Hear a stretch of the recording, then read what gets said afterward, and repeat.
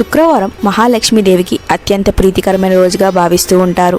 ఈ రోజున కొన్ని సులభమైన పూజా విధానాలు, ఆధ్యాత్మిక ఆచారాలు పాటిస్తే లక్ష్మీ కటాక్షం లభించి ధనం, ఐశ్వర్యం, సానుకూల శక్తి పెరుగుతుందని విశ్వాసం.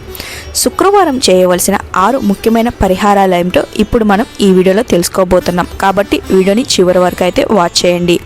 హిందూ సాంప్రదాయంలో వారంలోని ప్రతి రోజుకు ప్రత్యేక ఆధ్యాత్మిక ప్రాధాన్యం ఉంది. సోమవారం శివుడికి, మంగళవారం ఆంజనేయ స్వామికి, గురువారం శ్రీ మహావిష్ణువుకు ప్రాధాన్యం ఉన్నట్లే శుక్రవారం శ్రీ మహాలక్ష్మీదేవికి అత్యంత ప్రీతికరమైన రోజుగా భావిస్తూ ఉంటారు.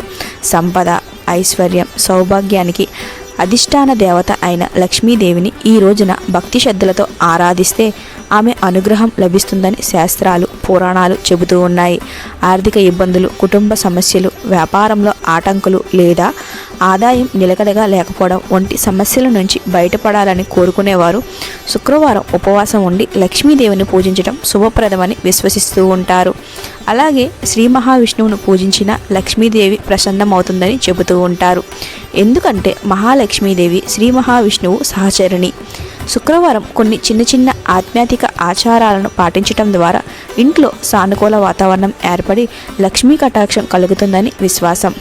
అలాంటి కొన్ని సులభమైన పరిహారాలేంటో ఇప్పుడు మనం ఈ వీడియోలో అయితే పూర్తిగా తెలుసుకుందాం. ముందుగా అయితే కర్పూర హారతితో ఇంటిని పవిత్రం చేయటం. అంటే శుక్రవారం ఉదయం లేదా సాయంత్రం లక్ష్మీదేవి పూజ అనంతరం కర్పూరంతో హారతి ఇవ్వాలి. అనంతరం ఆ హారతిని ఇంట్లోని ప్రతి గదికి చూపించటం మంచిదని పెద్దలు చెబుతూ ఉన్నారు. ఇలా చేయటం వల్ల ప్రతికూల శక్తులు తొలగి ఇంటిలో సానుకూల శక్తి పెరుగుతుందని వారి యొక్క నమ్మకం. అలానే రెండవది లక్ష్మీ స్తోత్రం లేదా కనకదార స్తోత్రం పఠించటం. ప్రతి శుక్రవారం శ్రీలక్ష్మీ స్తోత్రం లేదా కనకదార స్తోత్రం భక్తితో పఠించడం అత్యంత శుభప్రదంగా భావిస్తూ ఉంటారు. వీటిని నిత్యం లేదా కనీసం ప్రతి శుక్రవారం చదివితే లక్ష్మీదేవి యొక్క అనుగ్రహం లభిస్తుందని విశ్వాసం. ఇక మూడవది తామర పువ్వుతో అమ్మవారిని పూజించటం. తామర పువ్వు లక్ష్మీదేవికి అత్యంత ప్రీతికరమైన పుష్పంగా పరిగణిస్తూ ఉంటారు. అందుబాటులో ఉంటే ప్రతి శుక్రవారం తామర పువ్వును అమ్మవారికి సమర్పించాలి. అది సాధ్యం కాకపోతే ఎర్ర గులాబీ పూలతో కూడా పూజ చేసుకోవచ్చు. ఇక తర్వాతది ఇంటి ప్రధాన ద్వారం శుభ్రంగా ఉంచటం.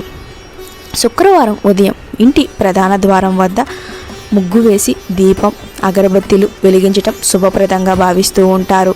అలాగే ఇంటి ప్రవేశ ద్వారం వద్ద చెప్పులు, బూట్లు అస్తవ్యస్తంగా ఉంచకుండా శుభ్రంగా ఉంచాలని సూచిస్తూ ఉన్నారు.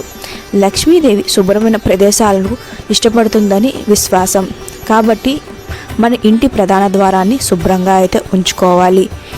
ఇక తర్వాతది పాయసం లేదా మధురమైన నైవేద్యం సమర్పించటం. శుక్రవారం లక్ష్మీదేవికి పాయసం, పాలు, తీపి పదార్థాలు లేదా కాలానుగుణంగా లభించే పండ్లను నైవేద్యంగా సమర్పించవచ్చు. భక్తితో సమర్పించిన నైవేద్యం అమ్మవారి కృపను పొందటానికి ఒక శుభ ఆచారంగా అయితే భావిస్తూ ఉంటారు. ఇక తరువాతది పెద్దల ఆశీర్వాదం తీసుకోవటం.